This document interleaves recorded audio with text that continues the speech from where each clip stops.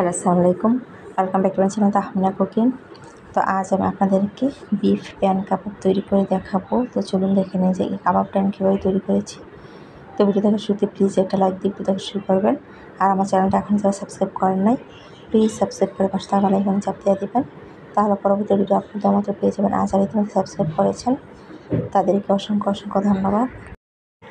তো প্যান কাবাব তৈরি করার জন্য এখানে আমি 400 গ্রাম পরিমাণে গরুর মাংস কিমা নিয়েছি। তো মাংসটা আমি ভালোভাবে ধুয়ে পরিষ্কার করে এটা আমি একদম ভালোভাবে পানিটা জড়িয়ে নিয়েছি। এটাতে একদম কোনো প্রকার পানি থাকাই যাবে না।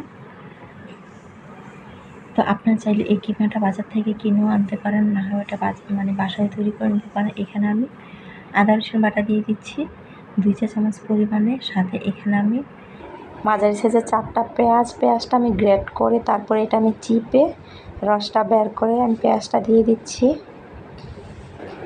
সাথে এখানে আমি হাফ চা চামচ দিয়ে দিচ্ছি মরিচের গুঁড়ো, হাফ চা চামচ দিয়ে দিচ্ছি জিরার গুঁড়ো, হাফ চা চামচ দিয়ে দিচ্ছি গোলমরিচের গুঁড়ো, 1 চা চামচ দিয়ে দিচ্ছি গরম মশলার গুঁড়ো, এখানে আমি 1 চা চামচ দিয়ে দিচ্ছি ধনিয়ার গুঁড়ো। সাথে এখানে আমি 3-4টা কাঁচামরিচ একদম মিহি কুচিয়ে দিয়ে দিচ্ছি, আর কিছু ধনিয়া পাতা কুচানো দিয়ে দিচ্ছি, সাথে কিছু পেঁয়াজ বেরেস্তা দিয়ে দিচ্ছি।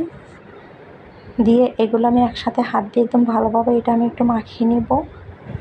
তো এটা আমি একদম ভালোভাবে মাখিয়ে এখন এটা আমি ব্লেন্ড করে নিব। তো এটা আমি ব্লেন্ড করে তারপরে ফিরে আসছি। তো এটা আমি একটা ব্লেন্ডারে মগে নিয়ে একদম মিহিভাবে এটা আমি কিমাটা ব্লেন্ড করে নিলাম। এখন আমি চুলায় একটা প্যান বসিয়েছি। এখন প্যানের মধ্যে এখানে আমি 3 টেবিল চামচ পরিমাণে এই বেসন দিয়ে দিলাম। তো বেসনটা আমি চুলার হিটটা একেবারে কমিয়ে দিয়ে বেসনটা আমি একটু টেলে নিব। তো বেসনটা আমি তেলে নিলাম। এখন আমি এই বেসনটা এই মাংসের মধ্যে দিয়ে দিব। সাথে এখানে আমি 2 টেবিল চামচ পরিমাণে ঘি দিয়ে দিচ্ছি। তো অবশ্যই এটার মধ্যে ঘি দিলেই এই কাবাবটা খেতে বেশি ভালো লাগে। এখন আমি স্বাদ মতো লবণ দিয়ে দিচ্ছি। দিয়ে এটা আমি আবারও হাত দিয়ে একটু ভালোভাবে মাখিয়ে নিচ্ছি। চেষ্টা করবেন এটাতে বেসনের পরিমাণটা একটু কমে দেওয়ার জন্য। তো এটা আমি একদম ভালোভাবে মাখিয়ে নিয়ে এখন এখানে আমি টমেটো সস দিয়ে দিচ্ছি 2 টেবিল চামচ পরিমাণে। আর সাথে এখানে আমি একটা ডিম ভেঙে দিয়ে দিচ্ছি। তো দিয়ে এটা আমি আবারও হাত দিয়ে একটু ভালোভাবে এটা আমি মাখিয়ে নিচ্ছি। তো এটা আমি হাত দিয়ে একটু ভালোভাবে মাখিয়ে নিলাম। আর এটার ঘনত্বটা এরকমই হবে। এখন এই প্যান কাবাবটা বানানোর জন্য এখানে আমি একটা প্যান নিয়েছি। এখন প্যানের মধ্যে এই কিমা মাংসটা আমি পুরো প্যানের গায়ে এটা আমি ছড়িয়ে দিচ্ছি। তো চেষ্টা করবেন এই কাবাবটা একটু পাতলা করে বানানোর জন্য। তো এটা যত পাতলা করে বানাবেন এটা খেতে ততই বেশি ভালো লাগবে। তো আমি পুরো প্যানের গায়ে এটা আমি ছড়িয়ে দিলাম। তো ছড়িয়ে দিয়ে এখন এটা আমি ঢাকনা দিয়ে ডেকে এক তাওয়ার উপর এটা আমি বসিয়ে দেব। তো তাওয়াটা আমি আগে থেকে গরম করে নিয়েছি।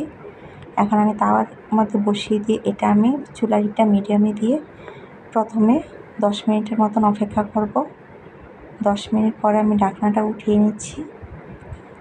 তো ঢাকনাটা উঠিয়ে আমি এটা উল্টানোর সুবিধার জন্য আমি কাবাবটা কেটে দিচ্ছি। তো এই পর্যায়ে কেটে দিলে এটা উল্টাতে সুবিধা হবে, না হয় আস্তটা উল্টানো একটু ঝামেলাই।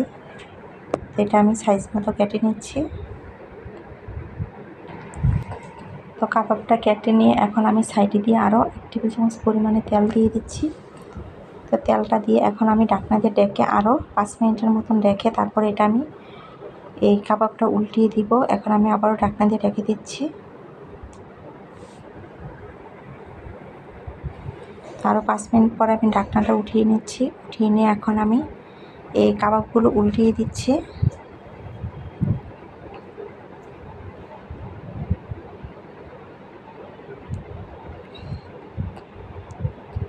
তো উল্টিয়ে পাল্টিয়ে এই কাবাবগুলো আমি ভেজে নেব।